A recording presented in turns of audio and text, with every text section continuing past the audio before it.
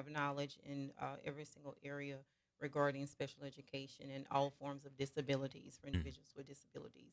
And I'm here to have a really, really good conversation with Ron today about any and everything we're going to discuss today, various topics regarding just disabilities in general, individuals with disabilities, and Right, whatever our conversation leads to today, Ron. right. So why don't you tell us about the organization and the different things you do and how you got started uh, working with kids that have special needs and students and getting the resources that they need and different things of that nature. hmm Okay, so kind of starting with how I got started 16 years ago.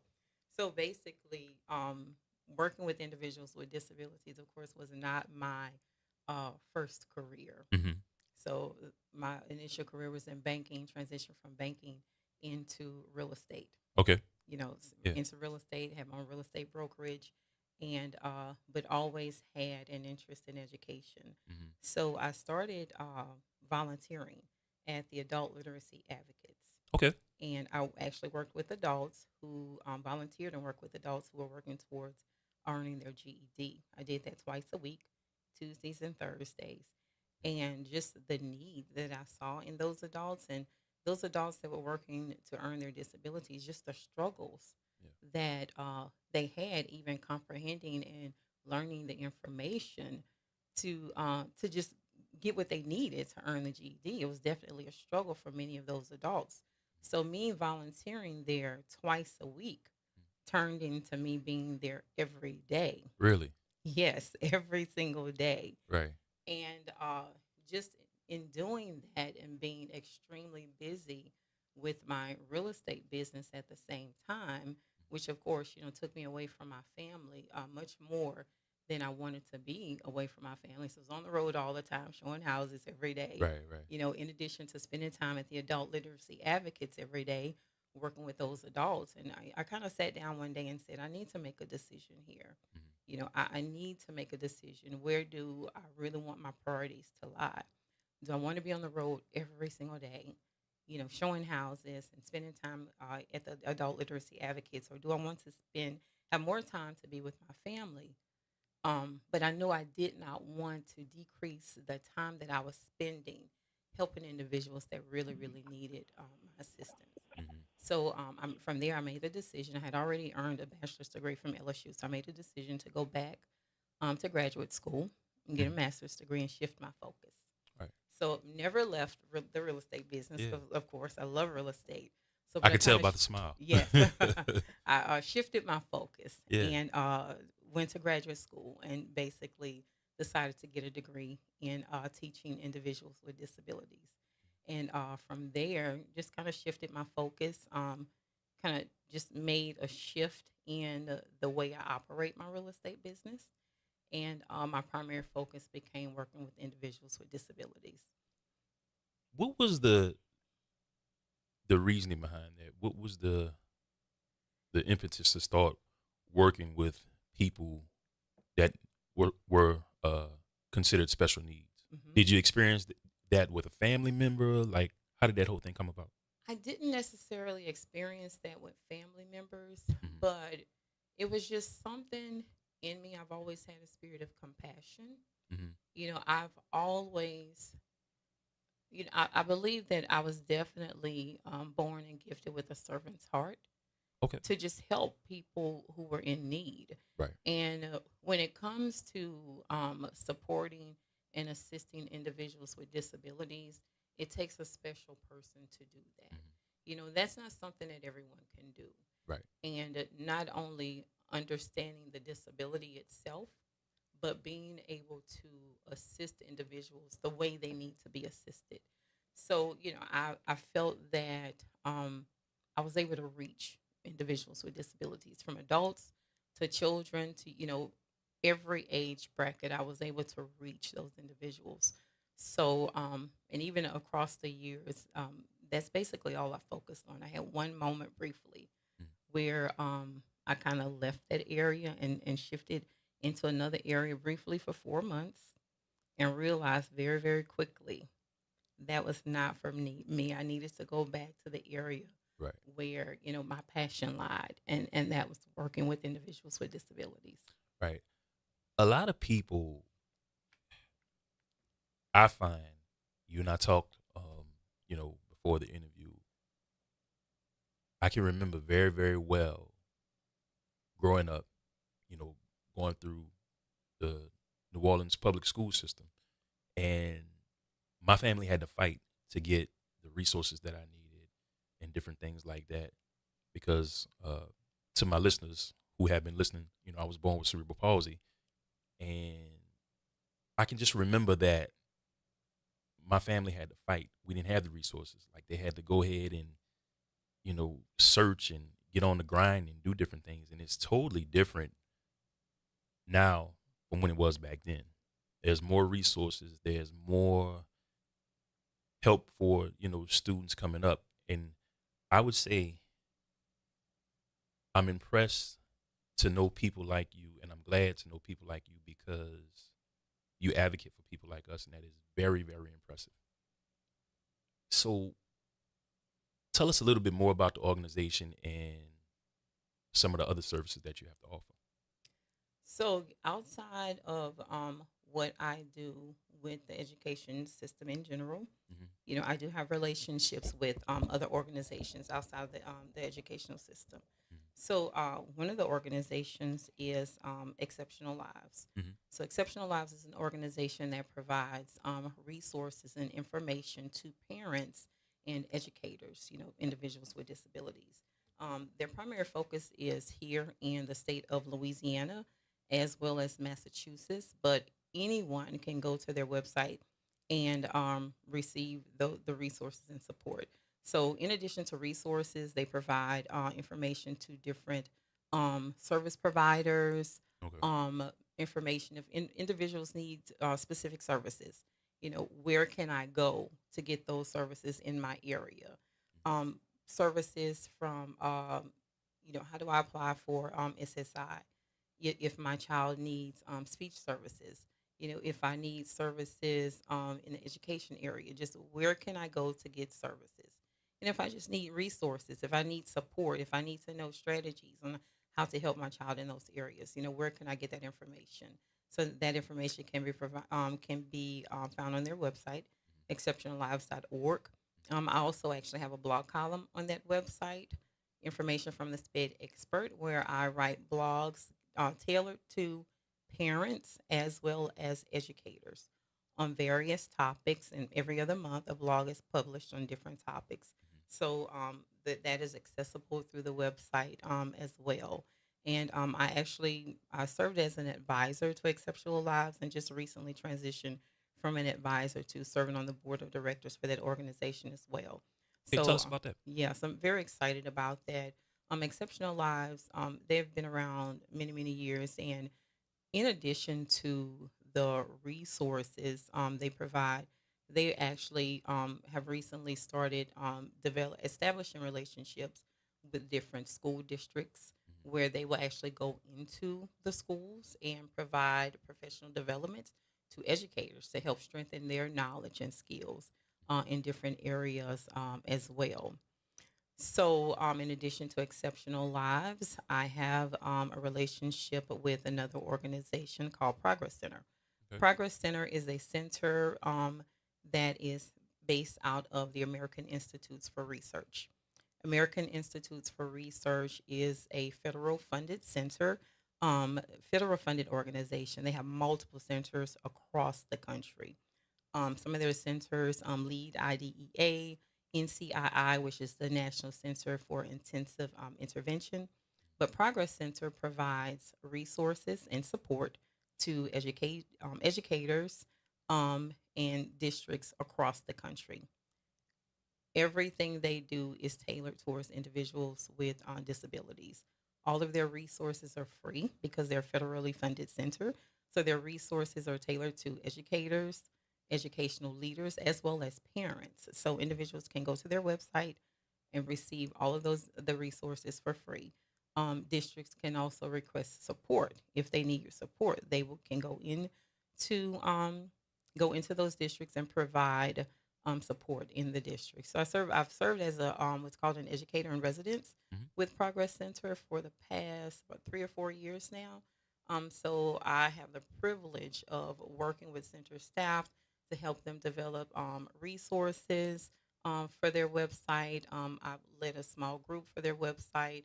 I participate in panels. I have the privilege of presenting with them at national conferences across the country throughout the year. And actually, this year as well, I have the privilege of taking the stage with Exceptional Lives also. So I'll be Okay. presenting with both Exceptional Lives and Progress Center at national conferences across the country, all on topics related to individuals with disabilities, supporting educators, helping them Mhm. to gain additional knowledge and skills to support individuals with disabilities.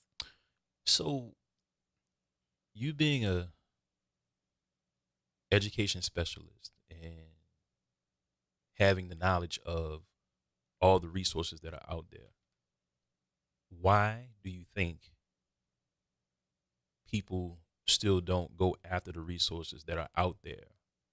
What do you feel is the problem with society and people getting the resources since it's so readily available now? I think number one, although there are many resources that are available, Hmm. I think there's still a lack of knowledge regarding the resources available. Just some How so? just different conversations that I have with Mm. individuals. I find quite often when I mention um, resources available, organizations available, I hear quite often, "Oh, I didn't realize that, or I didn't know that." Right. Many individuals don't realize what's available, and it could be because maybe a lack of not being able to access what's needed to go out and find what's available, or not really knowing, especially when it comes to families, Mhm. not knowing where to start to be able to kind of search to see what's available for their students, especially when you think about disabilities and when you think about families. Many families are, they're kind of at a loss of where to start when they're trying to find services for their students or trying to find resources, for their children. They don't even know where to start. Right. They're looking for someone, they need guidance, and they're looking for someone to give them that guidance and support and kind of help tell them where to go. So if they haven't not been provided with the information, quite often, it's gonna be difficult for them to find it themselves. Now, you have some families, they're on it. They're Right. gonna Right. do everything they can to find every piece of information available. But then, and that's just two different sets of families. You have some families like that, but then we have a lot of families that need more help, more guidance, more support in finding those resources. Right. Sometimes you can get caught up in the system and there's so much information out there. Like you said, you really don't know which way to turn. Hmm. As I, you know, had gotten older, you know, I kind of fell into that. I didn't know that, I could get certain things at a certain age and different things like that. I lost my grandmother in 2017. And, I was looking for like different programs and different things like that to, help me go through what I was going through. And I didn't realize, there was so much more out there from when I was a child growing up, to now. And it's like, wow, sometimes you're just like mind blown at all the stuff that is out there. You don't realize it. Yeah, a You know? lot, so much. It can, Right. it can kind of be an overload. Right. Right. Right. Sometimes you have to kind of just stop and step back and just kind of sort through all of the information because it is so much information. So Right. just really kind of stopping and sorting through the information to kind of decipher things and to really decide what's the appropriate Mhm. path, the appropriate resource, the appropriate organizations for the specific needs Right. of a specific individual, because of course everyone's needs are different, Mhm. and the resources and support that would be sufficient for one person is not going to be sufficient for the next. Mhm. What do you think is the hardest thing for people to realize about a person or people living with a disability? What are some of the things that you've seen? First of all, one of the hardest things I think it's difficult for many people to comprehend is Mhm. individuals living with disabilities want to function in society and do the same things as everyone else. Right. They just need support and assistance and some modifications to be able to do that. Because I think many people, when they think of individuals with disabilities, they immediately think of the barriers without thinking that individuals can actually move past those barriers with the proper support. Everyone wants to function, everyone wants to be able to do the same thing. Everyone wants to feel that they belong, everyone wants to be included. But many individuals kind of have that block in their mind, and they think because an individual has a disability that they can't. But they can. We just have to help them to find the right avenue to be able to do those things. That's one thing that I found in the school system, coming up in the school system. They can limit you and Yeah, place labels on you. definitely. And, you know, if you let a person or people place labels on you, that's where they'll keep you. Yes, Yeah. definitely, definitely. So, how do you feel about the school system overall? Do you think that they're doing a better job, or do you think that they can do much better than what they're doing when it comes to students with disabilities and students with special needs? What are your thoughts on that? So school systems overall definitely have, most, and I can't speak for every school system, Hmm. across the country because I'm not privy to what every school system have, but just from the systems that I have knowledge of, the resources and the supports are there. It's just a matter of properly utilizing the resources and supports to move forward with helping individuals with disabilities. And then utilizing things properly, making sure the proper systems and supports are in place. And then again, as educators, understanding that individuals with disabilities who are receiving supports through certain programs, they're there to receive the supports so that they can be able to accomplish certain things and uh, improve. Right. You know, the purpose of special education supports is to help students to be able to improve. Not to kind of be placed in a program and stay at the same level and be in that same program forever. We want to see progress. We want to see improvements. And Right. sometimes we see students diagnosed with disabilities. They're placed in a program and they're kind of stagnant. Hmm. And but the purpose is, and the intention is to work with students to help them to improve. And that should be the mindset of everyone, from educators to parents. Because sometimes people just get used to students receiving services and being in a special education program, and that's where they think they should be. Right. But the purpose of the program is to provide supports so that students can make gains and progress so that they can improve and hopefully one day not need as many supports and services, if they need supports and services at all eventually, because we do have some students eventually over time who can get to the point to where they may not need those supports anymore. All right. So, you know what? We can go to our first break. That's all right. This is Conversations with Ryan Richardson on WBOK 1230 AM, WBOK1230.com, streaming worldwide, also on YouTube. Hit us up if you want to give Miss Pamela White a call, 504-582-9422, and we'll be right back after this. Stay tuned. And oh, guess what? Before we go to break, I got my special guest host coming up next, Miss Sherry Smith, right here on Conversations with Ryan Richardson. We'll be right back after this. Stay tuned.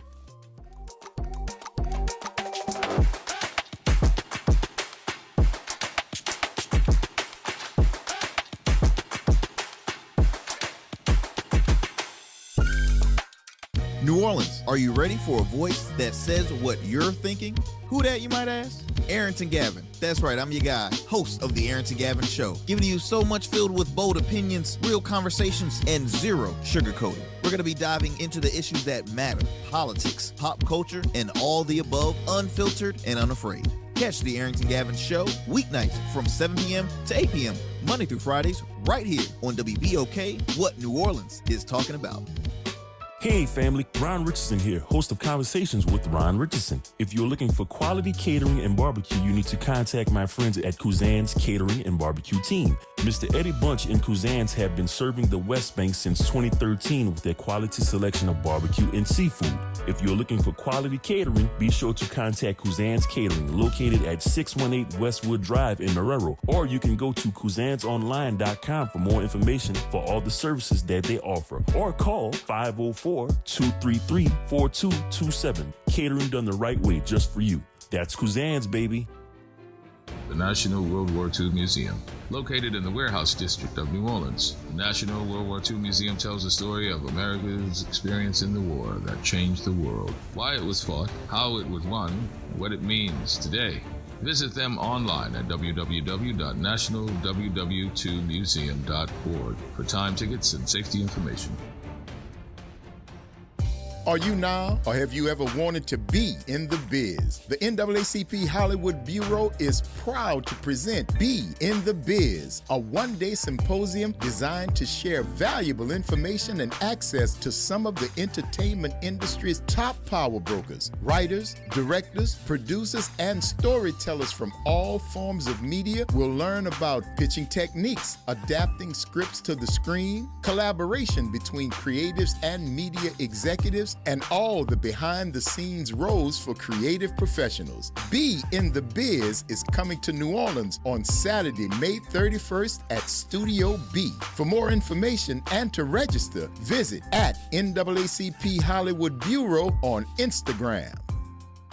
Visit DePaul's new Algiers Health Center at 2801 General de Gaulle Drive to receive primary and preventive care for both adults and children. Services also include behavioral health, imaging, and on-site pharmacy, vision, Medicaid enrollment assistance, and more. For appointments, visit DePaulCommunityHealthCenters.org or call 504-207-3060.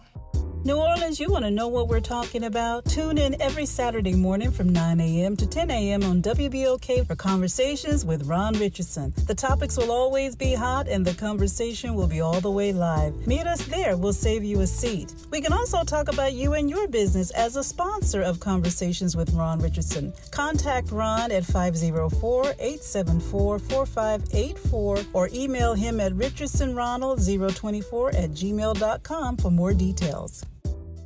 WBOK, online at WBOK1230.com.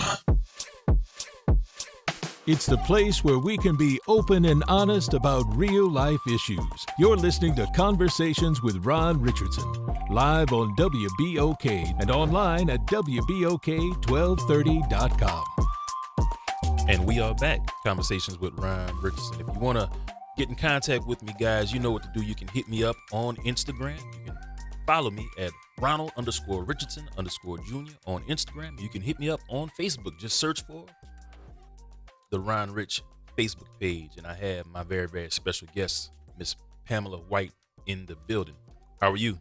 I am wonderful. And we also have my special guest co-host, Miss Sherry Smith. Sherry, how are you? I'm great. Good morning. This is an important topic, so I'm so glad we're talking about it. Good morning, Miss Sherry. Good morning, Pamela. How are you? I am wonderful. All right, we have Miss Pamela White in the building, special education specialist, talking about the needs and the resources of students who have special needs and talking about the current state of the school system. So before we went to break, you were talking about the school system and you wanted to get into some concerns. So why don't you expound on that a little bit? What are some concerns that you have with the school system as of now concerning special needs and the students and things of that nature? Well, I think, one of the big concerns, and not just a concern of mine, I hear this a lot with, everything that we hear in the media, across the news. One of the big concerns for parents and educators in general, the big question is, what's going to happen with the school system? What's going to happen with special education? What's going to happen with funding? Because of what everyone hears, from what's happened with the federal government. And, what's taking place with, the shifts in the Department of Education. Of course, none of us knows what's going to ultimately happen with that, but what's I think what we should focus on right now is, what's in place for our students right now. What do we have right now? And the biggest thing, I want parents to understand is, number one, don't be afraid to ask for assistance. When you notice your student is struggling and need assistance, don't be afraid to ask for that. There are many parents, you mentioned earlier, about parents having the fear of their child being labeled. If a parent does not ask for assistance, or if the child doesn't go through that evaluation process in order to receive the help that's needed, the child's going to continue to struggle.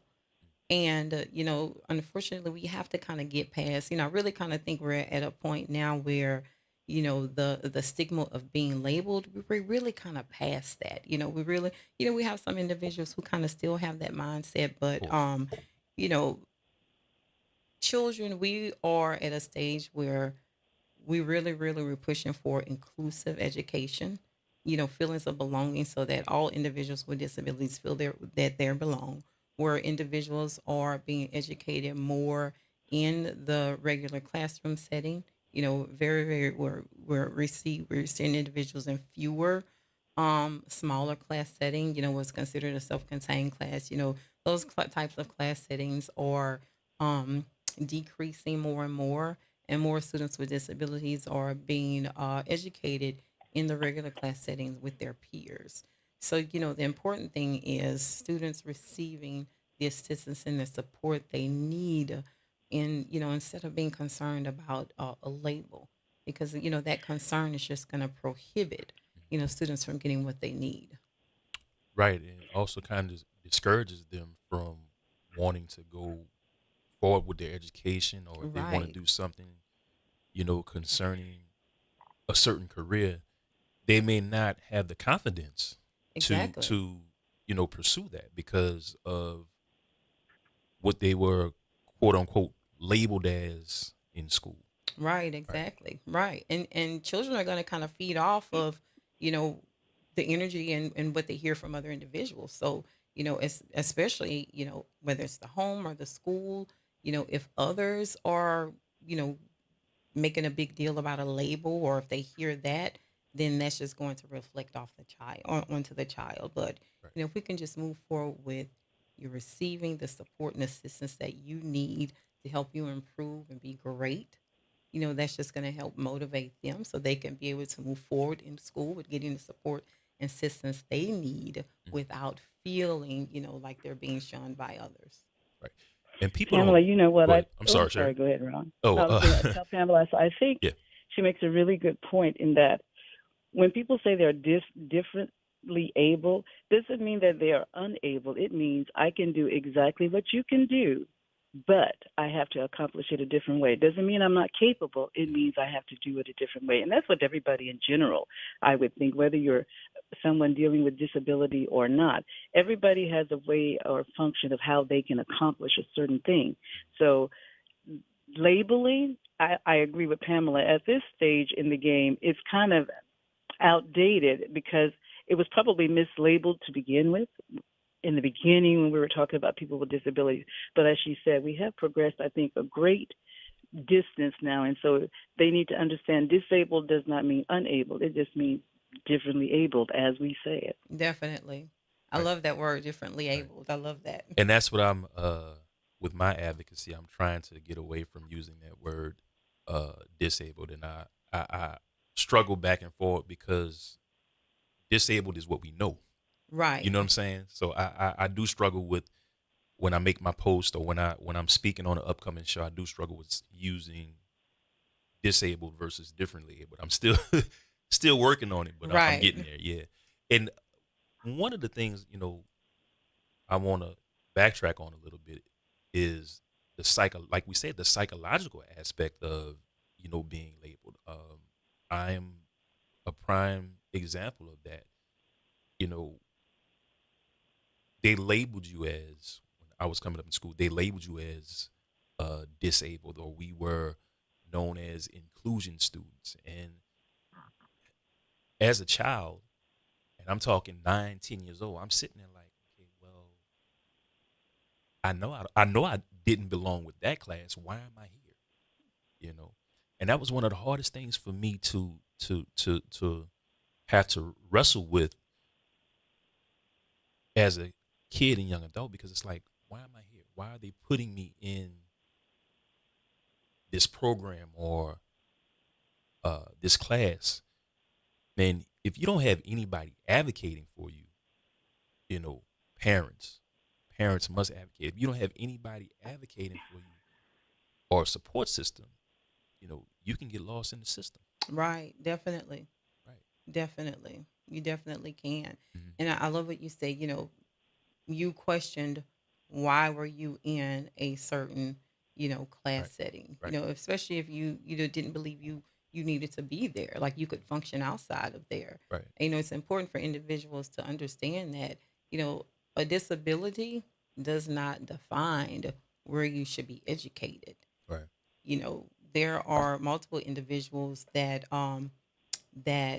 may have a specific diagnosis or disabilities that can function and be educated in the general classroom setting 5 days a week without being, receiving support in any other setting. Right. The disability does not define where you need to be educated. That's all going to be based upon the needs of the student. So, we don't just automatically, we should not just automatically decide that a student should be placed in a specific setting because they have a disability. Right. And why do you think that is? Like, why do you think, let's say, for example, myself, I have a walking issue, I have a physical issue, but there's nothing wrong with my mind. So why do you think that is? That they place students in these, why do you think they place labels on students that just have one central thing wrong with them or something like that? And I think that may have been a problem again going back to, the old way of thinking from a long time ago, just automatically seen a disability that can be seen, because of course there's disabilities that can be seen Of course. and disabilities that cannot be seen. But, you know, because a disability can be seen, automatically assuming that a child needed to be placed in a certain setting. But again, I think we've come to a point now where individuals are starting to realize that, we have to kind of shift our mindset when it comes to educating students with disabilities. And I definitely have seen progress, in that area where, individuals, regardless of the physical disability, regardless of if a student is utilizing a wheelchair or a cane, or if they have a diagnosis of autism, where the individuals are in a regular class setting with their peers. And, of course, and again, that is on a case by case basis because it's individualized. It's based upon the need of each individual. But, I think we've definitely come a long way. There's still work to be done, of course, but, I believe we've definitely come away, And a long way. this is where the IEPs come in effect, right? The individualized education plan. Right. Expound on, for those that don't know, expound on what an IEP is. Okay. If you have a child, that is getting ready to go to school, within the next upcoming school year. hmm So an IEP, once an individual goes through, is evaluated and goes through the evaluation process, and it is determined that an individual has a disability, an official diagnosis, and officially has an evaluation. An IEP is an IEP team comes together and develops an IEP, and it's an individualized education plan where their team basically comes together and establishes a plan of support and services for that individual student. It is individualized, catered towards the needs of each individual child. So that IEP team basically determines what type of supports and services the child needs, what accommodations are needed to support the child. They also establish specific academic goals the child is going to work towards achieving over the course of the year. If a student also has any type of behavior concerns, if there are other services that are needed, considered related services, as far as or special services, as far as if the child receives any speech services, occupational therapy, physical therapy, social work, counseling, anything that the evaluation says that the student needs, that IEP team comes together and basically establishes how those services will look. How much support the student will receive, and those goals for the school year are established in that IEP as well. So, what's the process that the student has to go through in order to get an IEP started? So, in order to have an IEP, a student has to have an official evaluation, which means they have to actually be evaluated, and it has to be determined that that student meets the criteria based upon meets criteria for an evaluation to receive services. So basically, if a school or a parent um, sees things within the student, within their performance, um, to kind of let them where they see some things that are of a concern, the school would generally reach out to their special education department. It's more specifically the pupil appraisal department. They will have to go through a series of interventions, of course, to provide some support and try to help the child improve. But of course, when you see concerns, seeing those concerns and then reaching out um, for support. If a parent, even if the school does not necessarily um, make any mentions of concern, if a parent believes there are concerns, with their student, the parent has the right to reach out to that school, to the special education department, with their concerns and requests for their child to be evaluated. Which brings me back to, and I'm a firm believer in this: parents, advocate for your kids. Right. Students, they don't have the knowledge to speak up for themselves. They're young, and they're not supposed to. Parents, which they can. I mean, we have some children out there who definitely understand, their disability and will speak up for themselves, but that's very few. Right. So most of students, they are relying on their parents to be their voice, and it's important for parents to understand their rights so that they can be the voice to speak up for their children and advocate for their children. Pamela, is there like a local network? Because obviously we're talking about the students when they're in the classroom setting, in the school setting, but then they also have to function outside of that setting as well. Is there like a partnership or a network where a one-stop shop, for lack of a better word, that parents can go to and get information on every aspect of what that child is going to need in their life? Definitely. I mentioned an organization earlier um, in the program called Mhm. Exceptional Lives. Exceptional Mhm. Lives provides resources and support to families and educators of individuals with disabilities. In addition, and Exceptional Lives provides that information to families here in Louisiana as well as Massachusetts. There's also an organization, Families Helping Families. Families Helping Families. Mhm. They actually have an office, I believe, here in New They have Orleans. two. Yeah, Yeah. and there's an office in Baton Rouge as well. Families Helping Families provides a wealth of information to families as well, professional developments throughout the year also. And this is a form that's maybe at the school or something, or an informational sheet that they give out when the students are first coming to school, and then the parents say these are other resources that you can Yeah, get in touch with to continue. Okay. yeah, parents can actually, if they go online, they can go online and actually go to the website. Mhm. Yeah, and they can actually just do a quick Google search, Families Helping Families, or they can Google Exceptional Lives, and it will basically bring up all of the information, resources, contact the information they need for their local area. Hmm. So I also as a go as ahead. as a specialist, you know, for the students who receive the help and have gone through these programs, let's say they started in elementary school and you followed them through all the way through high school. So what are some things you've seen from, I guess, the standpoint of them being successful? Like what are some things that you've seen? Well, I tell you, I taught when I initially entered education.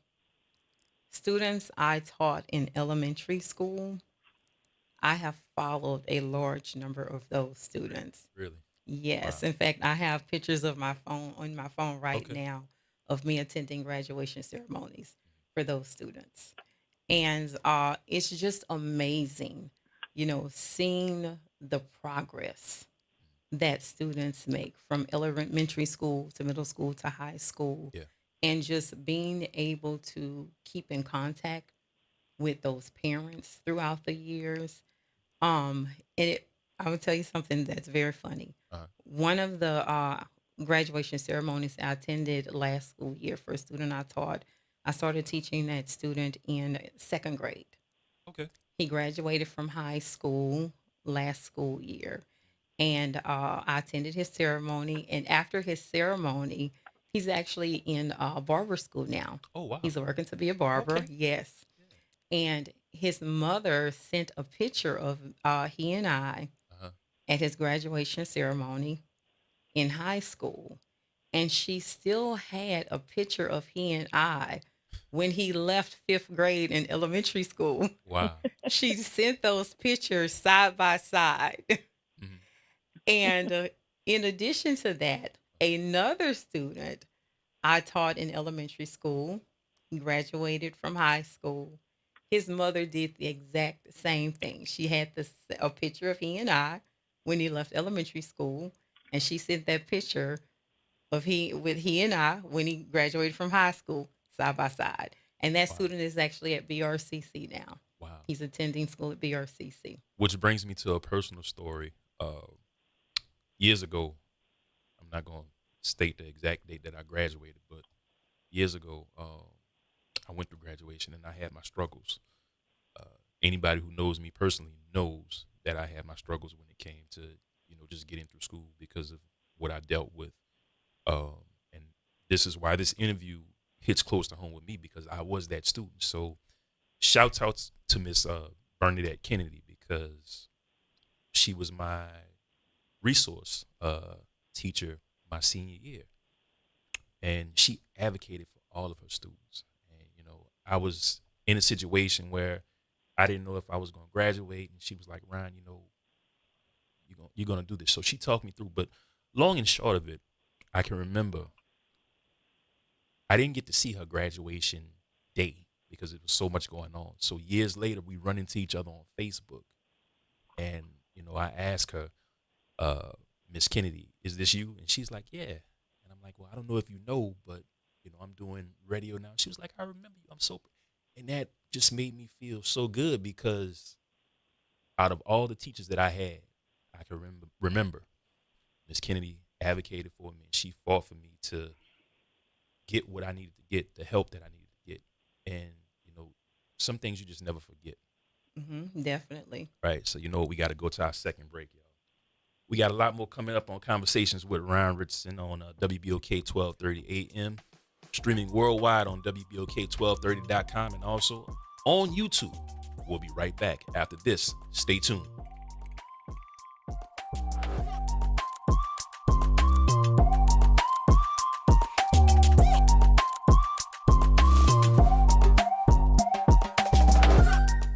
I'm David Patan Sr., owner of Whole Water and Food Over Medicine Academy, coach, consultant, and instructor. We're excited about our 21-day challenge. Stop, prevent, and reverse disease today. Cholesterol, diabetes type 2, high blood pressure, along with chronic illnesses and diseases. We believe that the gift of wellness is the greatest gift, and for $30 per month, $1 a day, you could have this gift for you and your family. I'm Phyllis Washington, and I've benefited with health and weight loss. For your gift of $30, healing and wellness can be yours. Call 504-701-4711. That's 504-701-4711. The Whole Water Store. See you at 2135 Washington Avenue today. Ron Richardson here. If you are like me, that means you love the feeling of getting a fresh haircut and shave. If you do, then you should check out my friends Eddie and Dana Bunch at First Impressions Barber and Beauty Salon, specializing in hairstyles for men, women, and children. If you want to make a good first impression, you should check out First Impressions Barber and Beauty Salon, located at 618 Westwood Drive in Marrero, or call 504-341-6777. Remember, it's never too late to make that first impression at First Impressions Barber and Beauty Salon. The Tuskegee Airmen Flight Academy of New Orleans is soaring into its second year and looking for Orleans Parish High School students that are interested in aviation. Applications are now being accepted at nolaredtails.org through May 19th. Again, the website is nolaredtails.org. The Tuskegee Airmen Flight Academy of New Orleans, where the sky is no longer the limit. The legendary Broadway show is back. The Wiz. The Chicago Tribune raves. It's an eye-popping, high-intensity revival and a cause for celebration. The music, the voices, the legend returns. Entertainment Weekly says, run, don't ease on down to this spectacular revival. The Wiz. Playing the Sanger Theater May 13th through 18th. Tickets at BroadwayInNewOrleans.com. Just a kid who grew up in New Orleans East. First attended public schools, then to St. Augustine High School. After college, Arthur Hunter became a police officer. And while community policing the housing projects, Arthur Hunter worked his way through Loyola Law School at night and became a respected judge who lectured at Harvard, Yale, and Columbia Law Schools. Now, Arthur Hunter is asking to be your next mayor. Because the best way to get better police officers is from a mayor who's been a police officer. To bring life back to our playgrounds and neighborhoods is a mayor who played on them as a kid. And to have a government that's accountable is a mayor who's been a criminal court judge. Arthur Hunter. He's been called the best candidate for mayor you may not know yet, but you will. Arthur Hunter, mayor. Paid for by Arthur Hunter for New Orleans.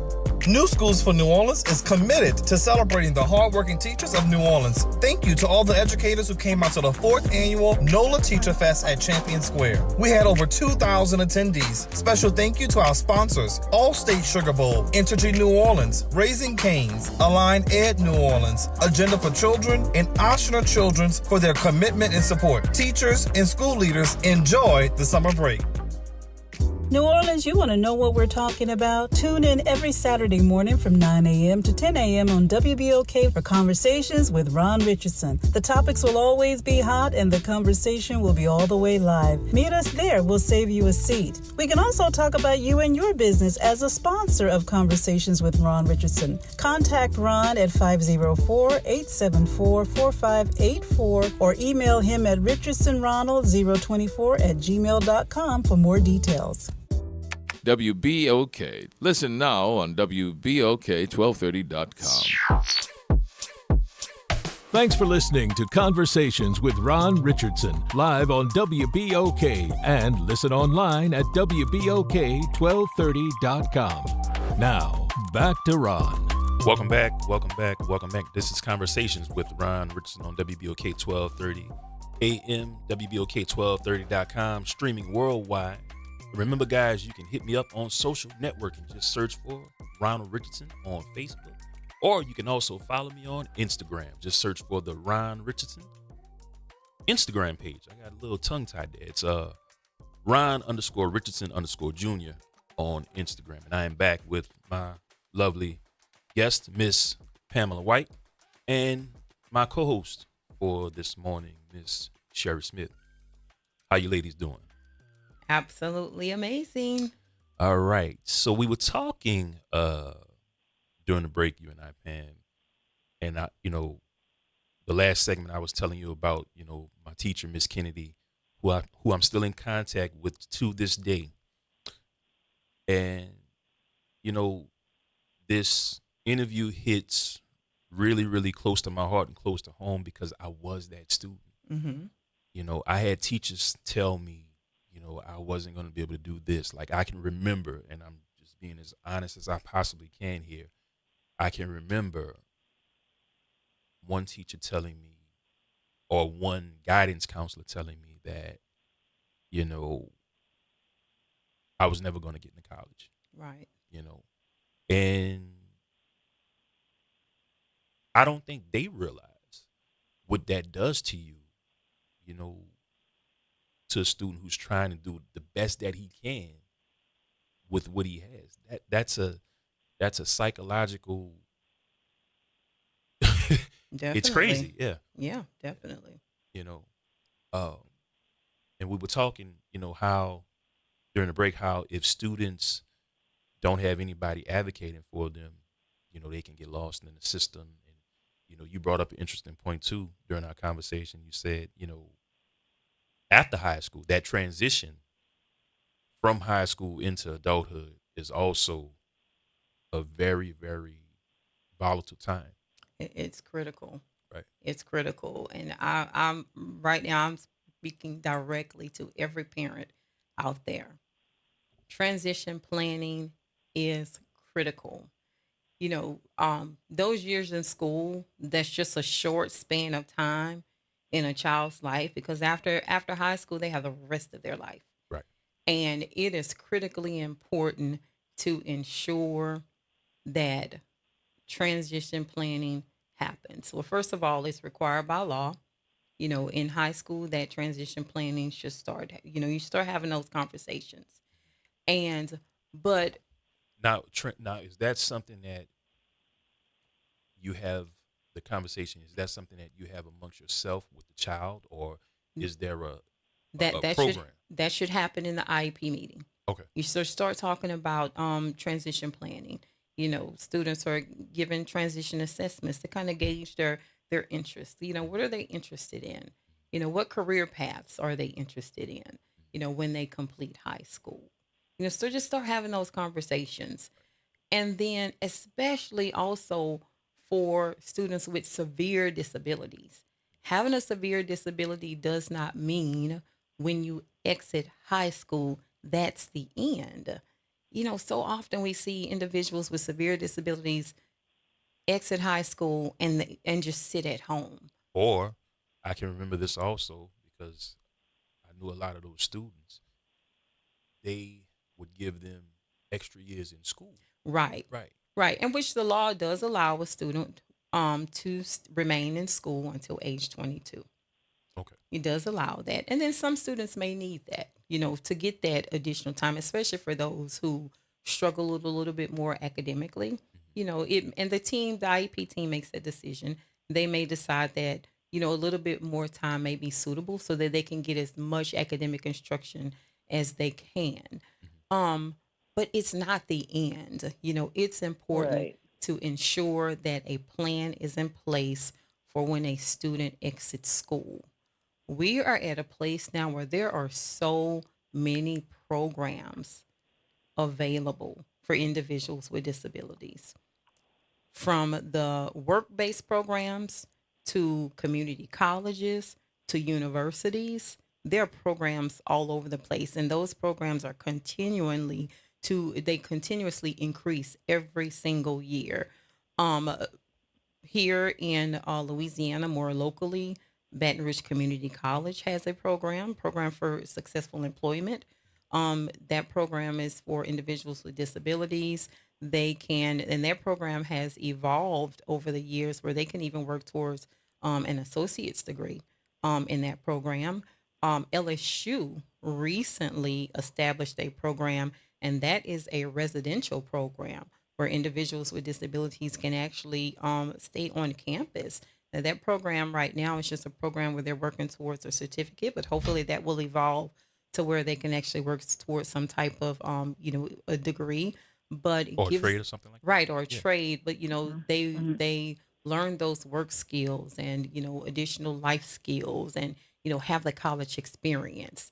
ULL has a program. There are programs all over the place, and but it's important to have a plan in place and to talk to your student about the plan, because quite often when I speak to individuals when they're getting ready. I actually just attended a graduation yesterday, and one of my first questions is, what are you going to do? What's your plan?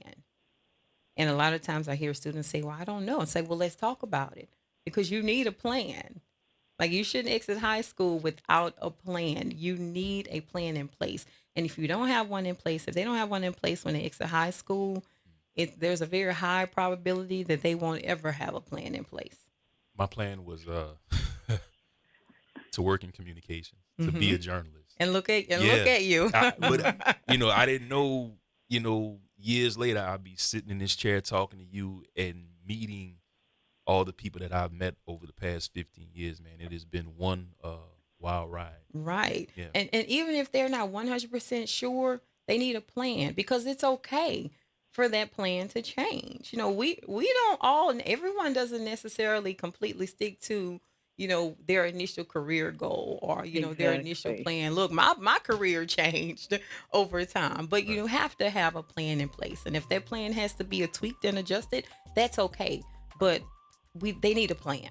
All right, man. So you know what? We got to close this one out. Sherry Smith, thank you for co-hosting with me pleasure. once again. And Miss Pamela White, quickly, where can people get in contact with you? People can get in contact with me on Facebook. I'm Pamela White. Instagram at Pam G. White. My email, white.pamela209@gmail.com. All right, man. So you know what? I will see you guys next week. Same time, same place, same bad channel, man. Conversations with Ryan Richardson on WBOK 1230 AM, WBOK1230.com, streaming worldwide. Shouts out to my cousin Tammy, who tuned in with me. I love you. And shouts out to my family also, man. They're checking in with me today as well. See you guys next week. Peace and love, New Orleans. Talk to you soon.